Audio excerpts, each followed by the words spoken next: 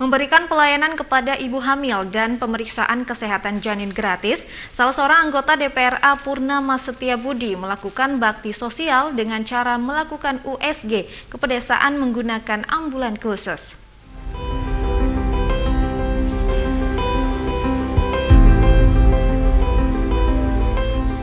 Ambulans USG ini merupakan yang pertama ada di Aceh. Ambulans tersebut dapat bergerak ke seluruh pelosok desa untuk memberikan pelayanan bagi ibu hamil dan balita. Konsep pelayanannya dengan cara mendatangi rumah-rumah penduduk.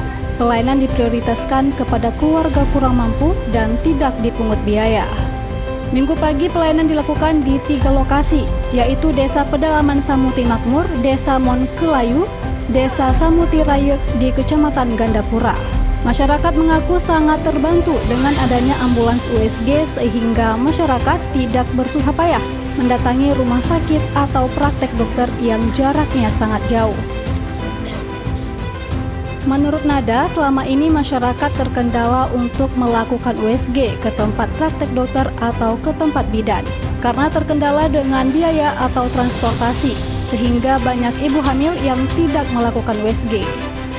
Warga berharap program ambulans USG ke pedesaan dapat terus berlanjut agar masyarakat terbantu. Alhamdulillah dengan adanya mobil USG ini kami masyarakat sangat terbantu dengan ada USG seperti ini. Semoga kedepannya juga bisa seperti ini lagi, dan untuk kedepannya lagi lebih dipertahankan lagi kualitasnya.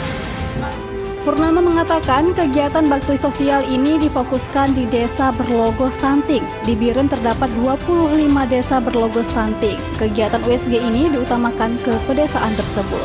Sudah sejak 2018 sebenarnya, tapi dahulu kita datang biasanya kita kumpulkan di puskesmas.